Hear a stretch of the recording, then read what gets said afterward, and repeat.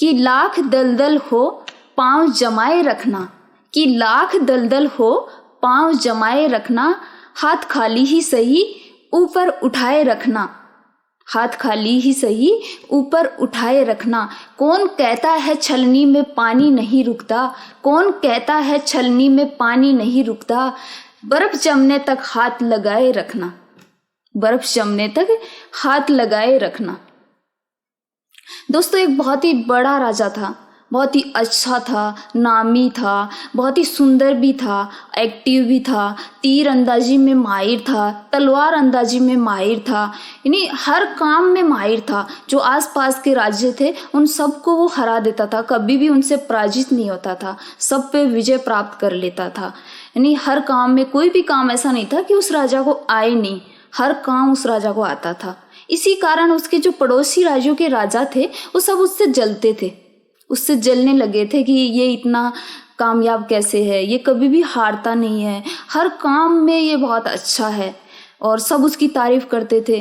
तो वो बहुत जलते थे, जो आसपास के पड़ोस के जो राज्यों के राजा थे। तो उन्होंने प्लान बनाना शुरू कर दिया, प्लानिंग बनाना शुरू कर दिया। वो कोशिश करते थे कि इस राजा को कैसे भी ख़त्म किया जाए, कैसे भी इसको हटाया जाए सिंहासन से, लेकिन वो हर बार उनकी साजिशें, कोशिशें सब फेल हो जाती थी। तो जो सारे पड़ोसी राज्यों के राजा थे उन्होंने एक दिन मीटिंग की, उन्होंने एक दिन बहुत बड़ी मीटिंग की, उसमें सभी राज्यों के राजा आए और सब ने अपनी अपनी राय दी कि इस राजा को कैसे ख़त्म किया जाए। तो उन्हीं में से एक राजा था, उन्होंने कहा कि इसकी जो घर का भेदी है उसे पकड़ा जाए, इसके घर के भेदी को एक बार अपने वश में कर लें, यानी कि कोई भी इसके जो राज्य में, इसके महल में काम करते हैं जो निजी आदमी हैं, उनमें से एक आदमी को फंसाया जाए। तो सब राजाओं को ये प्लान बहुत अच्छा लगा, उसकी बात पसंद आई, तो उन्होंने यही किया। फिर उन्होंने जैसे 2-4 सैनिक छोड़ दिए, तो जो राजा के महल में सैनिक थे, जो पहरेदार थे, जो अंदर रहते थे महल के, उनमें से किसी को फंसाया गया।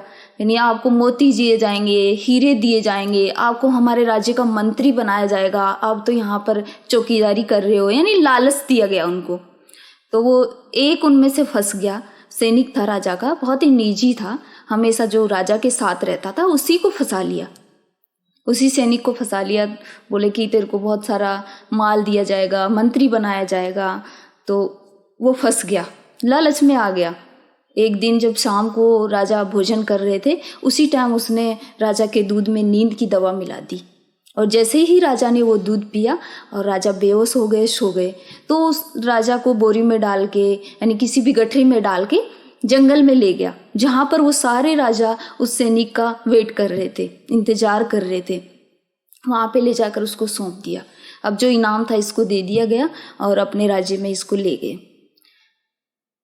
फिर सारे राजाओं ने बोला कि इसको अभी मार देते हैं, अभी गोली मार देते हैं, ये बहुत परेशान करता था, बहुत ही परेशान किया इसने हमें।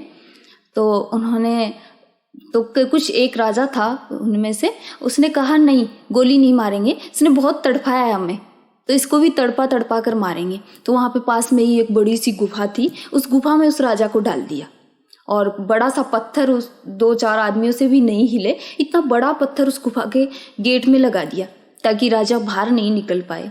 और सारे सैनिक अपने अपने राज्यों में चले गए और प्लानिंग करने लगे कि जश्न मनाएंगे, इसके महल पर कब कब्जा करना है, इसके राज्य पर कब कब्जा करना है, वो प्लानिंग बनाना उन्होंने शुरू कर दी। फिर जब सुबह राजा को होश आया तो उसने देखा कि ये क्या हो गया, मैं कहाँ आ गया, मुझे कौन बंद कर गया, ऐसा तो मैंने कुछ किया ही नहीं था। अब वो भूखा प्यासा तड़फने लगा और कुछ भी समझ में नहीं आ रहा था कि अब क्या करूं। तो कुछ ही देर में उसके दिमाग में उसकी माँ की कही हुई एक बात याद आ गई कि कुछ तो कर, यूं ही मत मर, कुछ तो कर, यूं ही मत मर। तो वो कोशिश करने लगा, उठने की कोशिश करने लगा, उस पत्थर तक पहुंचने की कोशिश करने लगा, जैसे तैसे उसको हटाने की कोशिश करने लगा। और जैसे ही वो पत्थर को हटाने की कोशिश कर रहा था, उसी टाइम उसने एक सांप को डस लिया, यानी सांप ने उसके पैर को काट लिया। तो वो फिर से गिर गया ज़मीन पे। अब भूखा प्यासा था, इतनी हिम्मत थी नहीं।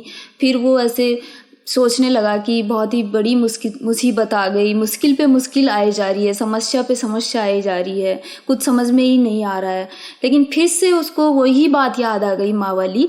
तो उसने उस जो इससे पे सांप ने काटा था जहाँ से, उस हिस्से को अपनी कटार निकाली और काट के फेंक दिया और थोड़ा सा अपने दुपट्टे में से कपड़ा निकाला और उसको बांध दिया और फिर से उठने की कोशिश करने लगा कि कुछ तो कर, यूं ही मत मर। उठने की कोशिश करने लगा और धीरे धीरे जैसे ही वो कोशिश किया तो 1-2 घंटे में उस पत्थर को हटा दिया।